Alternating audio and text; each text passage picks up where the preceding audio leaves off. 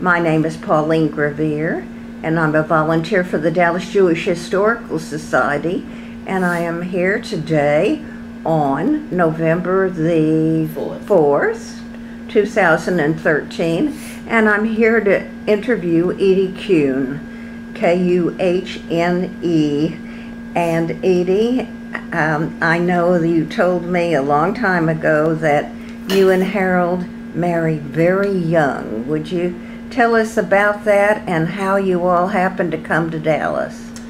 Well, we were married a week before. Let's see, Harold was 3 years older than I, and I was a week before my 20th birthday when I got married, and I met him when I was 16. So we dated for 4 years, and of course, don't laugh, but in the old days, you dated. You didn't live together, you lived with your family, and so there was no sex until we got married. Not that anybody has to know that on camera. It was just a different world at the time. We were married, lived in Brooklyn. You want to know before that? Tell me about your parents. Well, my mother died when I was 8. I have no recollection of my mother whatsoever. You would think that an 8-year-old would have some memories. I do not. My father was a very devoted father. He was a traveling salesman. And right after my mother died, I lived with one of her sisters, and my little brother lived with another sister. After a certain length of time, we switched. So they each had the benefit of both of us. I don't know where my father lived when he came to town, but he didn't live with them or with us. And then finally he did get an apartment and a housekeeper, and we all lived together. Grandparents, I only remember my father's mother, who was a shriveled up little old lady, and one time when she was about to sit in a chair, she had cataracts, she missed the chair and fell. And so she went to the hospital. Of course, this is all nothing follows here, but that's the way I talk. Anyhow, my mother and I, no, this is my second mother. My father remarried when I was 12, and she was my mother all my life. Terrific lady, we had a wonderful relationship. Anyhow, we went to the hospital to visit my grandmother, and in those days they did not allow children in the hospital. You couldn't even go into the lobby. So I stayed in the car. My mother went up to visit my grandmother, and she came back laughing. And I was so upset. How could you be laughing when Grandma's in the hospital? She said, "Oh, Edie, please." In the old days, they used to keep the chart at the foot of the bed, and my mother looked at the chart, and my grandmother had told them that she was 60 when she was probably 90-something. So my mother thought that was very funny, and she said, "Mama, how could you possibly tell them such a thing?" She said, "Do they have to know?" So that was that story. Okay, that takes care of that. That's pretty funny. Yeah, it was funny at the time. Where and when were you born? In Brooklyn. When? In 1924. And how did you happen to come to Dallas? A job, of course. My husband worked for a very large textile company in New York, and it was really the textile company that was the college for all the textile men in the industry that came after that. Many of them, most of them, either opened their own businesses or they went on to become sales reps in different parts of the country. The company was Cone Hall Marks. I have no idea if they're still in business. I would imagine so. So we came to Dallas for a job. At that time, they didn't promise and they didn't guarantee, but they said, maybe, possibly, hopefully, you will earn $5,000 a year. Wow, we thought we were millionaires because that was a lot of money at that time. That was in 1946. Okay, that's how we came to Dallas. And what did my parents do for a living? My father was a toy salesman. Now we're going back again. My father represented Gund, G-U-N-D, which is still a very, very large company in the stuffed animal business. And as happens with most salesmen, their friends very often are people in the same industry because they all go to the trade shows together. So I had samples from other people as well as all my father's samples, and in those days stuffed animals were only bears and dogs, not like today where you can get a giraffe and a lion and everything else. So I had all of his samples, and of course they were my dear friends, and at night they would all be in bed with me, and I learned to love my teddy bears and my dogs. Do you still have any of them? So I don't have any of those, but I still have 2 dogs. Where did you live as a child? Also in Brooklyn. I can't tell you exactly where, because one aunt lived in one area and the other lived in another. And then when we had the apartment, we lived on Ocean Parkway and Avenue F. For anybody who's listening, if they know where that is, it happened to be a very upscale neighborhood, very nice. And right down the street was the riding school. And I did learn how to horseback ride. And we used to ride in Prospect Park. And there was a bridle path all along Ocean Parkway that led to Prospect Park. And one time I was riding with one of my mother's friends, a grown man of course, and I was stopped and given a ticket because I was speeding on horseback. And, which they did. There were police on horseback in the park to make sure that people weren't doing that. What was the neighborhood like? It was very, very fine, very nice. Were there any, was it a particularly Jewish neighborhood? I wouldn't know. You remember? That I wouldn't know at all. Mm-hmm. What did you do for amusement? Well, I remember horseback riding. Other than that, I don't remember anything else in particular. So you and Harold got married. You were 19 and he was... It was a week before my 20th okay. birthday, so he was 23. 20 and 23. And then how long after that did you come to Dallas? Let's see. If I was born in 24, 20 years later would be 44. 44. The Harold came down here at the end of 46. And we were living in an apartment, of course, in Brooklyn, because in Brooklyn at that time, everyone lived in an apartment unless they were old or rich. The people who were old or rich lived in homes, but everybody else, especially young couples, lived in apartments. So Harold came down without me to find an apartment for us. And at the end of 1946, there were no apartments in Dallas, except for the little crack-a-box apartments that were on Thackeray, right off Northwest Highway, which were strictly for veterans, and Harold was not a veteran. He had a perforated eardrum. And so that's another story you'll just love. When Harold was called for the draft, and he was examined, and the doctor examined him and checked his ears, and he said, "Okay, kid, you're in." And Harold sat there. The day before in the newspaper, it was advertised that Lippy DeRocha, who was a famous baseball person, was 4F because he had a perforated eardrum. So Harold sat there and he thought, what am I going to tell my mother and Edie if they accept me when they didn't accept DeRocha? And so he sat, and the doctor said, "Young man, you can go." And he said, "Well, doctor," and for Harold was not a big talker, as you know. He said, "Doctor, I'm just so delighted that my eardrum is healed." He said, "But I've always been told that I had a perforated eardrum." And so the doctor came over to look again, and he yelled at the nurse, "Give me some clean instruments. How do you expect me to examine without clean instruments?" Blaming it, of course, on the instruments. And he said, "Of course you've got a perforated eardrum. You're 4F. Get out of here." So that's how Harold was not a veteran. Therefore, we couldn't live in those little crack-a-box apartments, which was very thankful. And so that was that. So he came home. I actually came down January of 47 with Ellen, my baby. And we were living at the Adolphus. And since Harold had been staying there, the manager liked him. And he said, "I'll give you a room way in the back and I'll get you a crib."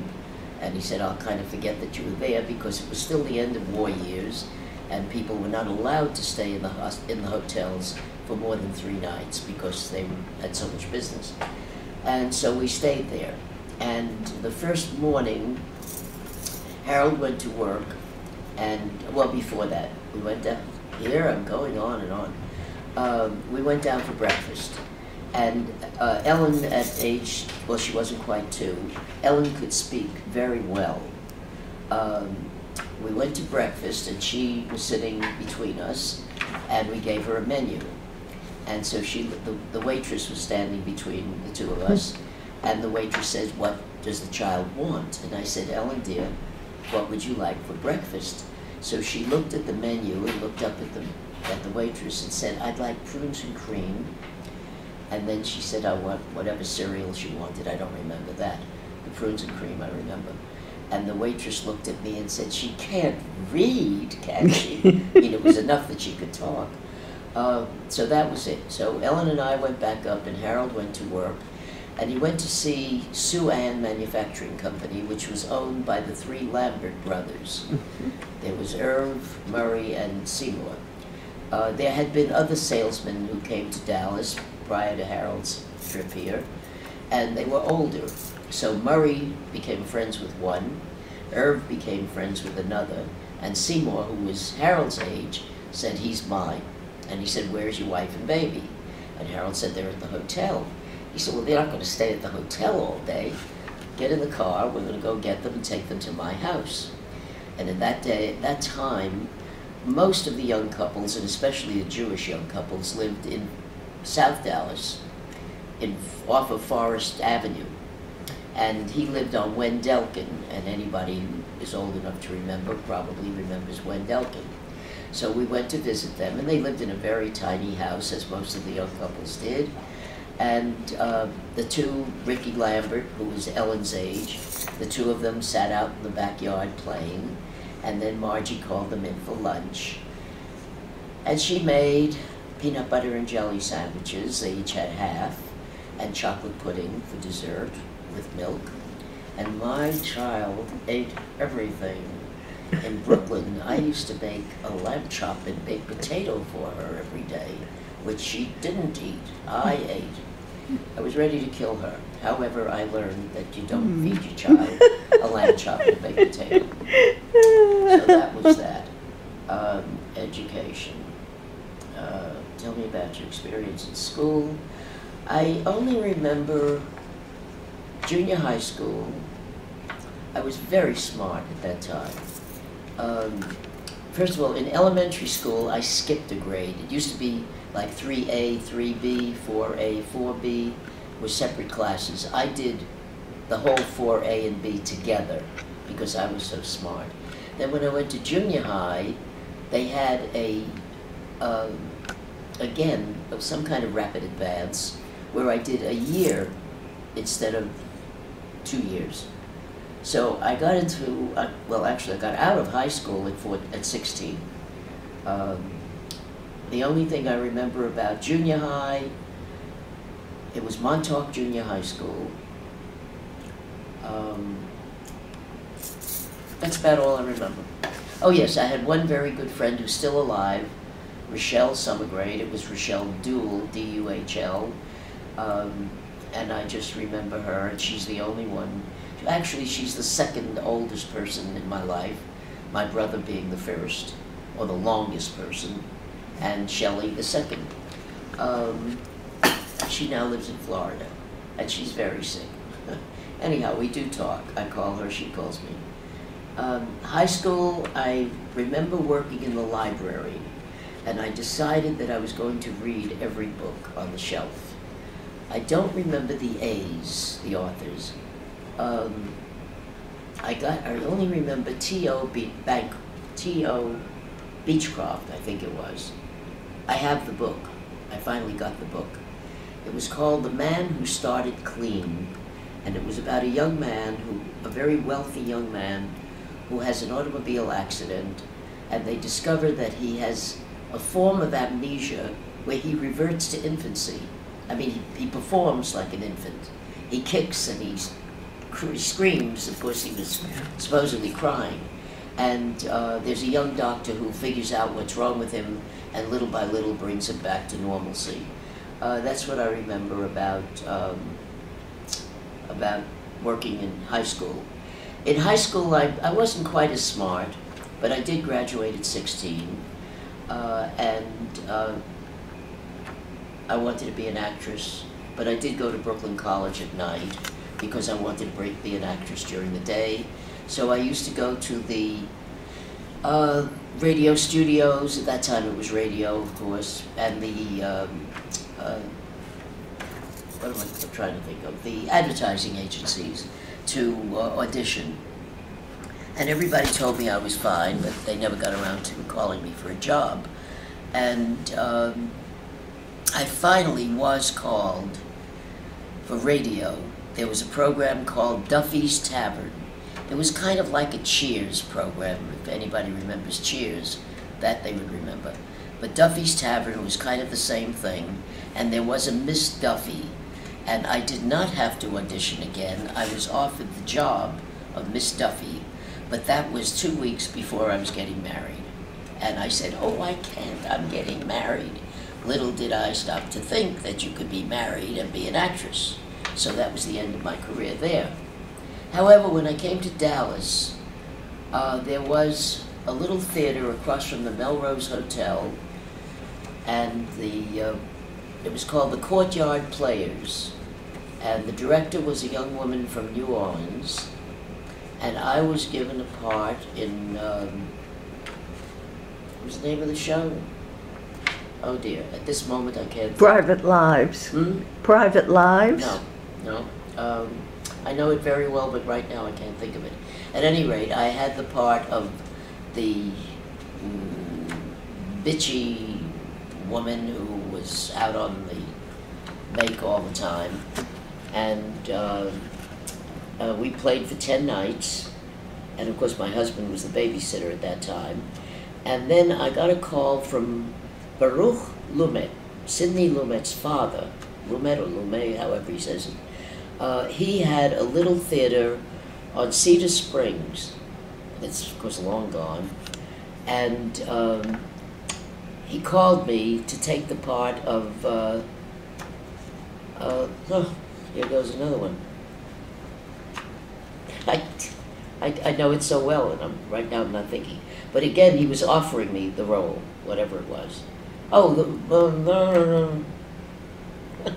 it's on the tip of my brain, but it's not coming out. Think of it in the middle of the night, I'll call you. At any rate, I had to refuse because I couldn't have my husband babysitting all the time. So that was the end of my career. And after that, my career became scouting. Girl Scouts, Brownie Scouts, Den Mother. Oh, by the way, Harold was instrumental in starting the Boy Scout troop at Temple Emmanuel. So we had about 12 years of scouting, I guess, in Dallas.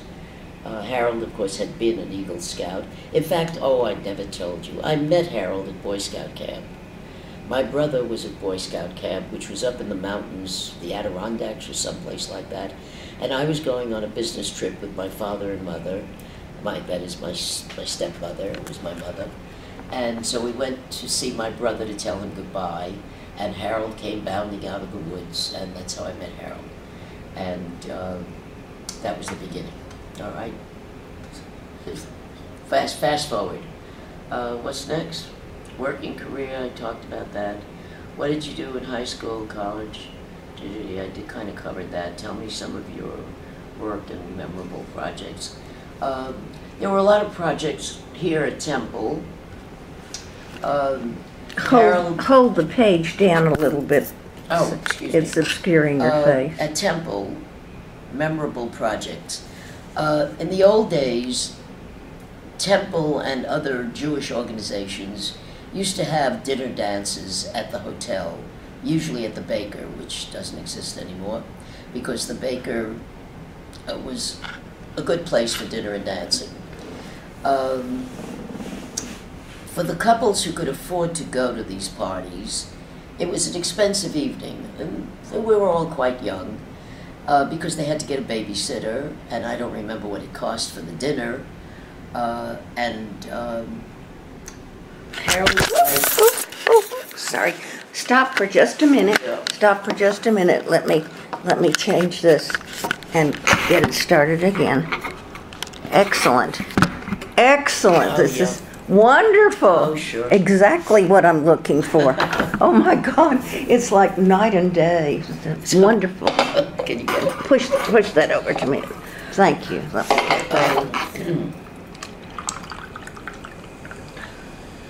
there is coffee and tea and lemon water and cucumber water out This is there. great. I'm Usually some happy. fruit. I'm very happy. Okay. Anyhow. Okay, wait just a minute. Let me start it again. Okay, wonderful, No. Edie. Interesting, the reason I bring up this dance business, we decided, Harold and I... Wait. Okay. Let me make sure that I've got it on and that it is recording. Yes. We decided that it wasn't fair to have this sort of annual dinner dance downtown because it left out so many of the young couples who could not afford it. So we decided that we would have a dinner dance at Temple in the big room. And we were given permission to go forward with it. And Harold made the invitation. And it was written in French. And it was on a card. And everybody at Temple received this card. And of course somehow you read the French first. And at the bottom it said, for translation, turnover, and on the other side it was in Hebrew. So that immediately got everybody's attention. They had no idea what... There we go. Oh, come on. I can't have a cold. I haven't had a cold in 100 years. I just don't get sick. I'm I don't know sorry. where this came from. Well, we're going again now, so this is fine. Okay, we're So talking about... we stopped where the We're talking about the invitation. dance that we arranged at The Temple. invitation. So that was the invitation, and of course they did subsequently receive something else that told them where and when. And we knew we had a friend at Neiman Marcus, and I called the friend and asked if there was any chance that we could go to Neiman's warehouse and borrow some of their props, because we wanted this dance to be very elegant. So we borrowed the red ropes, and we borrowed the wooden soldiers at the entrance, and it was very, very fancy, of course. And then we knew someone who knew, what was the orchestra leader's name? Reitman? Mm-hmm. Yeah. Joe Reitman. Joe Reitman. And we engaged him, and because it was a temple and because it was all the Jewish people, he gave us a very, very good deal. We didn't pay him a lot at all, and he brought his orchestra. And then I think it was Wall's Delicatessen. We prevailed upon them to make trays for each table with cheese and cold cuts, etc. And they did that for a very nominal charge. So we actually charged the couples, as I remember, it was $10 or $12 for the evening, which was to pay Walls and Joe Reitman, really. We didn't have to pay the Temple for the use of the room, and we didn't have to pay Neiman's for the use of their props. And it was a huge success because everybody showed up. And it hasn't been done again, to my knowledge, but it really was something to do because it did bring a lot of people into the activity, and it was something they could all afford. So that was number one. The number two thing, and it was always Harold, but I was always part of what he did. We had an art show, which you may remember, and the members of Temple were to contribute their own work. It could be sculpture, it could be painting, it could be whatever. And that took a lot of work because as the pieces came in, we had to have a place to store them, and we had to have insurance to be sure that they were safe. I'm sure the place was somewhere at Temple, but I don't remember that exactly. Anyhow, when the time came for the show, again, we had a friend who had these huge panels on which you could hang your paintings, and they allowed us to borrow them at no charge, so that these panels were hung all around, again in the big room at Temple, and for display. And we had the evening before the actual show, we had a pre-show where people were invited to come, and it was a very elegant evening, and if I remember correctly, we may have served wine, and they couldn't purchase anything, but they could still take notes on what they wanted so that the next morning they could get there early and hopefully get a low number, because we gave out numbers as they lined up, and they could race to the piece that they wanted to make sure that they could buy it. It was very successful. The temple benefited from the sale. The people who contributed did not receive, they just made a donation. So the temple benefited whatever we collected, and it was a huge success, and it was a very elegant evening, and the day of the show, it was murder, because people really raced to get there, and they lined up and got their numbers, and they made their purchases, and again, it was another very successful event, which I don't think they've ever done again, which they should, because it really worked.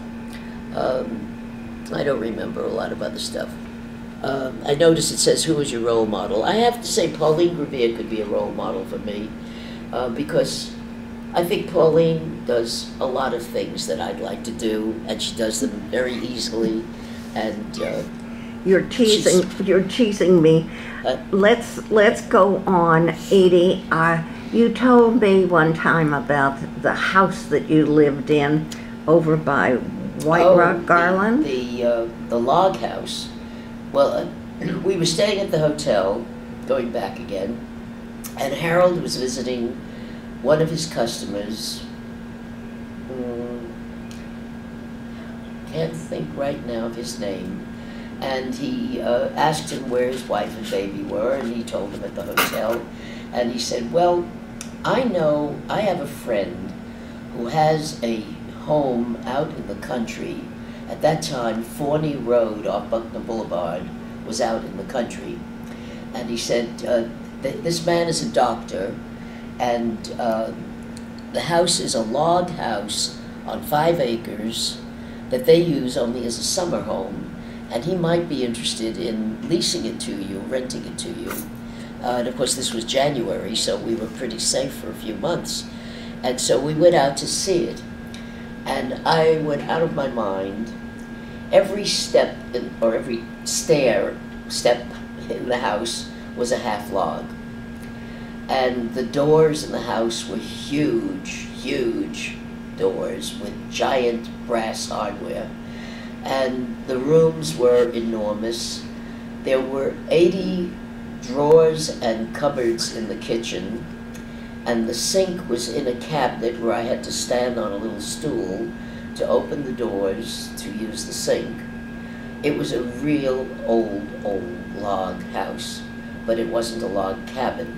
The living room was 30 or 35 feet long, 20 feet wide and 25 feet high, with white pine beams going across the ceiling, with a huge wagon wheel chandelier in the center, with a fireplace that we could walk into with 4-foot logs. And that was the only heat that we had, except for a little heat.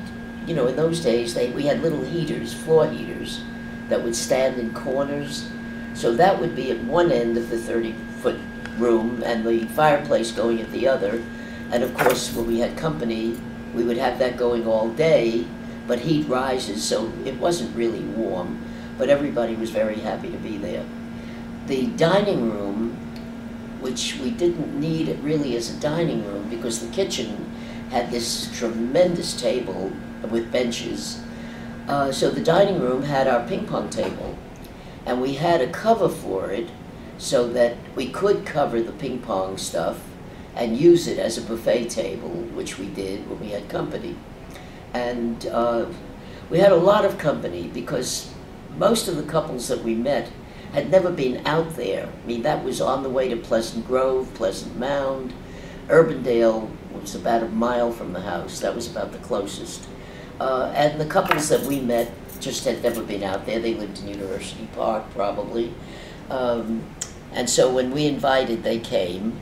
And very often they would stay overnight because we had lots of room. and lots of extra beds.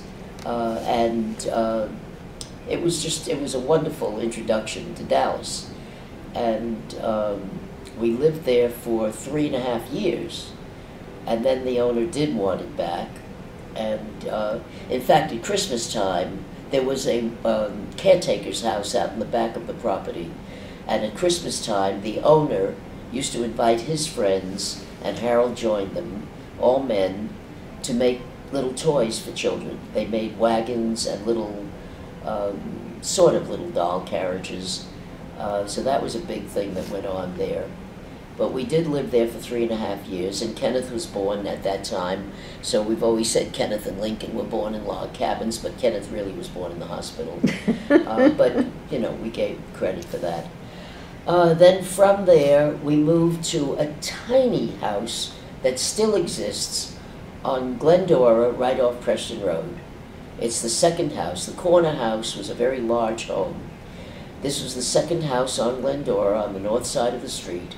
So small that in the dining room we had our baby grand piano. The kitchen is the best way to describe the house. I had a drop leaf table. One side was closed against the wall, and we would open the other side when we ate. Kenneth was in a high chair. Ellen sat at one side, Harold at the other, and I was in the middle. I could open the refrigerator and get the milk. I could take the pot from the stove and bring it to the table, and I could put the dishes in the sink. That was the size of the kitchen. At that time, we had a television set, and in those days, the television set was probably 8 by 11, like a piece of school paper today. And our friend Roz Novin, the Novins had a jewelry and pawn shop downtown on Commerce Street. And Grandpa owned it at that time. And Roz and Ralph was the son of Grandpa. Ralph used to work at the store. Roz was on What's My Line, which was a television show with, oh dear, the woman, very well known, journalist. At any rate, again, I can't think of names. It's not because I've lost my memory, I'm not thinking of them now. Oh, it started to come, but it didn't. At any rate, Roz was on the show, and you had to sign in, the contestants had to sign in, and she signed her name, and Roz was a very handsome woman, well coiffed and good-looking jewelry, good-looking clothing, and they had to, the judges had to try to guess her profession or her work. And because of her appearance, of course, they gave her credit for owning a modeling studio, for owning a hairdressing salon, owning a ladies' boutique, being just all sorts of wonderful things that they could think of. But she had written down that she was a lady pawnbroker, which was the occupation at the store. So of course they did not guess her job. But the reason I brought it up was that we had this tiny television set, and when Roz came on, we jumped from our seats to stand right in front of it because it would have been very difficult to see from sitting back in the chair. Anyhow, although the living room wasn't that large. That was when we met the Rayton family. They lived down the street, and their daughter, Marcia, came down to play with Ellen. They were about 6 or 7 years old. I think about 7. They were brownies in the brownie troop. And when Marcia went home, her mother was very upset because she couldn't find her. And she wanted to know where she was. And she said she was playing with that new little girl down the street. And she said, "What new little girl?" She said, "Oh, you know her mother. She's a lady with the big red hair." That was how they identified me at that time. So that's how I met Bernice and Sam Radin, and that was a good 60 years ago, because the girls were 7 or 8 probably, and my daughter was just recently 68. So I've known the Radins for a long time, and they now live here with me. And what else?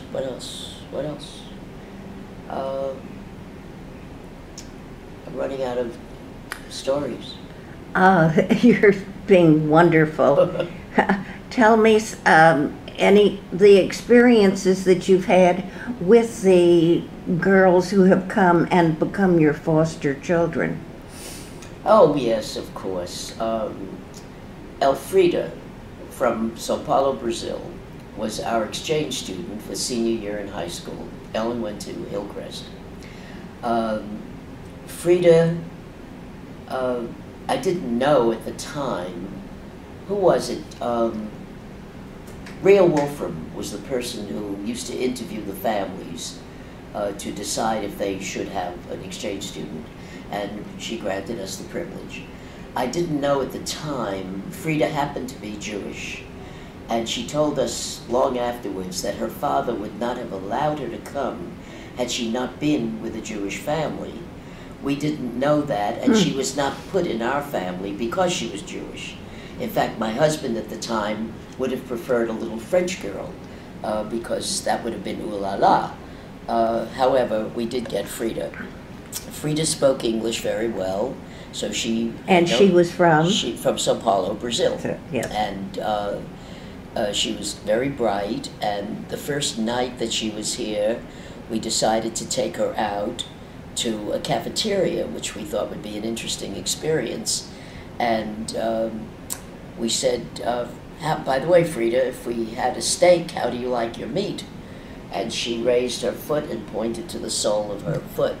She likes her meat well done, and we were rare eaters, so we had to get over that. It was very wonderful. Frida was here during one of the years when we had a big snowstorm, and she had never seen snow before. And I still have a photograph of her bundled up outside shoveling snow, and she brought in snowballs and put them in the freezer. And when I asked her why she was doing this, she wanted to be able to take them home, and I assured her that they would not be transportable. So that was that. Some years later, after Frida went home and was married and had children, she called and said she was coming back with the children because they wanted to see snow. And this was in February. And in February, we generally did not have snow. That one time we did.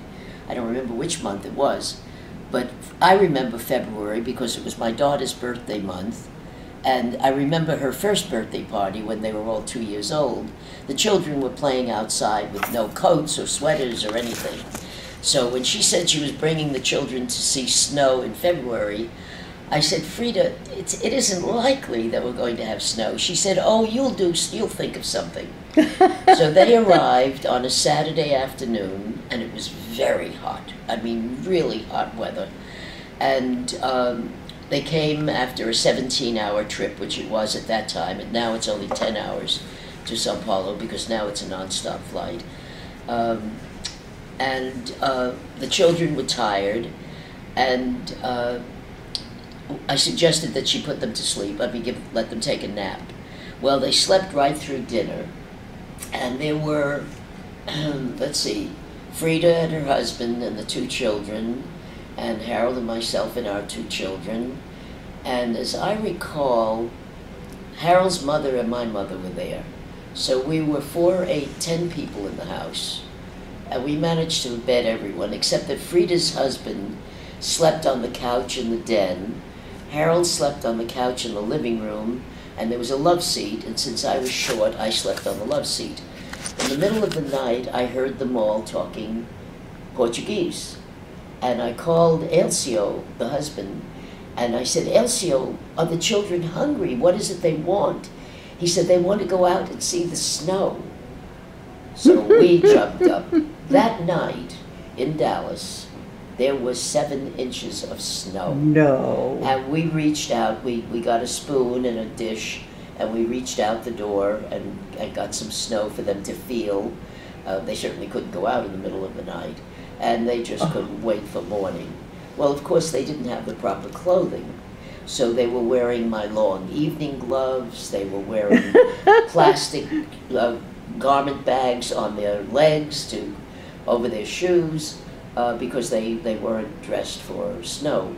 But they did go out and build a snowman. and it was quite an experience. And I don't know if they've ever seen snow again since, because they don't get snow in Sao Paulo. But that was very exciting for them. And so, as Frida said, I knew you'd think of something. That is incredible. Got a lot of credit. I got a lot of credit. What about now you're Jewish and you raised your children Jewish. Yes. And what kind of welcome, I know I heard you say you were active in the temple. You found out a welcoming situation when you came into Dallas? Oh, yes, indeed. But Temple at that time was in South Dallas, Temple Emmanuel. And I remember Raymond Lambert's bar mitzvah. If anybody knows Raymond Lambert, he's an architect. Raymond Lambert's bar mitzvah was at Temple in South Dallas.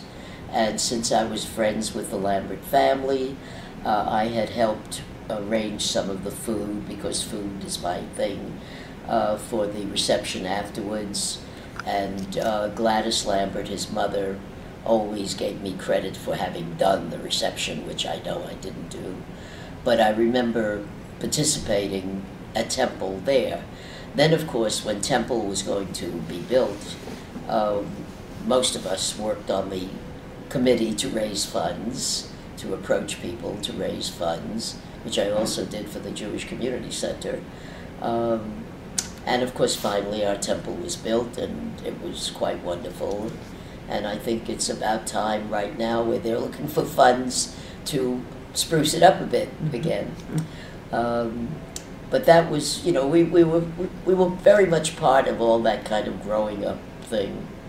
And of course, the children went to Sunday school, and they were confirmed.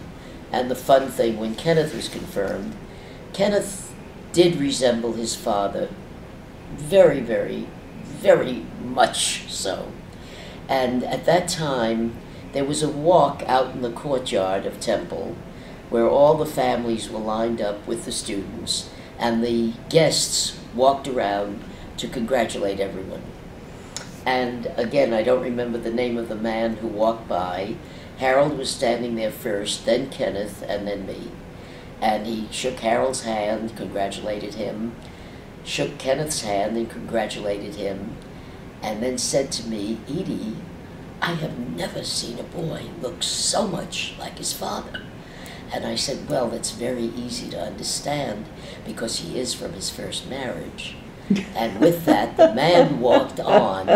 Kenneth had gotten quite tall at the time, looked down at me and said, "Mom, how could you do that?" I said, "Did I lie?" Which I didn't, so that took care of that. That was the fun time. So that was my big remembrance of confirmation for Kenneth. I don't remember Ellen's.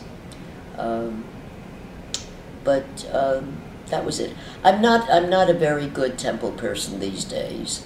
Of course, I've just stopped driving, so it's going to be a little more difficult to attend the functions in the evening, especially. During the day, we do have drivers here who will take us wherever we want to go, so that's not a problem. But I really haven't been that active in recent years. Don't ask me why. Just haven't been. I still am a member. I still will be buried there, and I just met a very interesting rabbi, Lawler or something like that was his name. I was at a funeral just the other day for a very dear friend who is not a temple member, simply because these people lived in France, and then they moved to Dallas for 6 months a year, then finally sold their property in France, and now have property in Mexico. I guess for tax reasons they probably can only stay 6 months at a time. I don't know enough about that. But my friend, the husband, died just recently. So I was at the funeral. And this rabbi was very interesting. He announced to people that there is a custom of throwing dirt on the coffin. And he said, things change all the time. He said, if you feel that you want to, of course, we certainly would appreciate it if you do. He said, but please don't feel uncomfortable, which was very nice for him to say that, because most of the people who were there, I think I may have been one exception, but most of the people who were attended this funeral were people who are patrons and very, very closely attached to the symphony and the opera. And I don't think that there are that many Jewish people who are in that situation. And looking at them, I didn't recognize, I mean, I got there early, so I was sitting with the family because I was sitting. But all of them were surrounding the area. And looking at them, I didn't see anyone that I recognized. So it was, the rabbi was very interesting in that he made the guests feel very comfortable about anything that was traditionally a Jewish thing to do. And of course it was a military funeral as well. So soldiers with the flag and the whole thing. Anyhow, I don't want to get into that. Oh, funny incident, yes, about the funeral, about burial. You got to talk about everything. I tell people here all the time, we're all going to die. What's the big deal? My stone is there next to Harold. Part of my stone is Harold. My name is there. My birthday is there. The only thing that they have to put in is my final date. And when there is a funeral in this little property, they cover all the stones with carpet. I attended a funeral, and I'm always early for everything, and I happened to walk in and sit at the end of an aisle where there was a split in the carpet. The carpet stopped, and then there was another carpet. And when I looked down, I saw my name. I didn't realize that I was sitting right over my spot. And then there were two women who came from the other side and came to the end. And they said, well, you really get here early. I said, well, I actually came to check on my spot. And with that, they looked down and they said, oh, you are crazy. Because they could see my full name there. What cemetery was this? It's at Sparkman, and it's in the Mount of Olives, or it was the Jacobson, the Coley and Ruth Jacobson bought the property. And all of their friends are there. And of course the big joke was that the boys could play golf and poker and the girls could play bridge afterwards and all that. But they bought it originally for their son, which was a very early funeral that was too sad. But that's where we are. In fact, I didn't know where the property was, and we did attend another funeral that was over in an area that I think was more Shereth Israel people. And so when we drove over there, I said to Harold, oh, why don't you show me our place? So we drove around, and it's a little circle, so we drove around the circle. And I said to him, you're going to put me there with all the smell from the cars driving around? Anyhow, that was just to be funny. But that's where we are, and it's nice to know. Funny thing, oh, how did this happen? Just the other day, I was talking to somebody about living a very long time, a very, very long time. I mean, I tell people I'm going to be here 20 years, but we were talking about way in the future.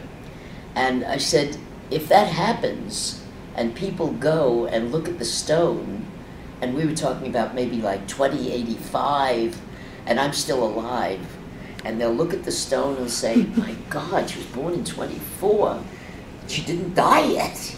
That'd be very amusing if I really outlived a lot of people. Edie, you have such a wonderful attitude. You go on with your life with no complaints ever. Well, why don't you share a little of this? This is for your grandchildren, and for people in our community if they want to look at it. But think of it as advice, what you leave to your granddaughters. Oh, my granddaughters know me pretty well. In fact, when my youngest granddaughter, who lives here in Dallas, who has, by the way, the most incredible ladies' boutique shop on McKinney Avenue that every woman should become acquainted with because it is really fabulous. It's called Wow. because that's what it is, it's wow. When she was in public school, and I still have a copy, she wrote a composition about her grandmother. She said, my grandmother, Edie, spelled E-D-E-E, has a great imagination. And when she comes to our house, the first thing she does is take everything out of the refrigerator and change it into something else. So I have always told people, you know, like at Ellis Island, they said, give us your poor and hungry, and we will, whatever, make a home for them. I've always said, give me your leftovers and I'll make you another meal. It's just one of those things that I can do. And besides, it's fun. But she wrote this whole thing about my grandmother with what she can do to food, and she would like to grow up and learn to cook with me, but she really outdoes me these days. She's real good. In fact, everyone in my family cook well, except my husband and my son-in-law. I once said to Harold, why don't you ever try cooking? He said, why should I cook when I have you? And then one time he said to me, why don't you try taking some photographs? I said, why should I do that when I have you? Because Harold did take a lot of photographs. And with my son-in-law, it's the same thing. My daughter was a very good cook, and my son-in-law was a very good photographer. So, and then my daughter became a very good photographer as well. My brother is an excellent cook. My sister-in-law is fanatically good. My son is excellent. He had his own restaurant in McCall, Idaho. He built the building and had the restaurant and did the cooking.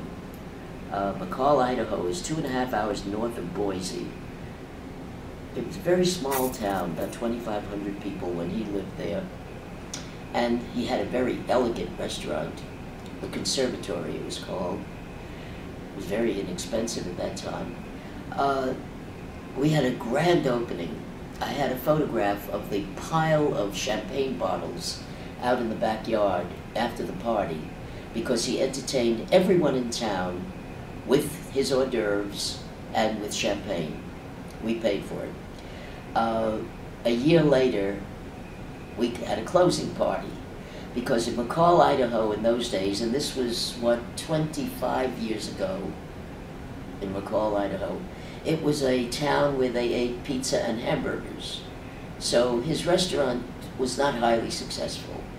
I mean, there were people, many people came from Boise because he had an excellent reputation, but the McCall people didn't frequent it.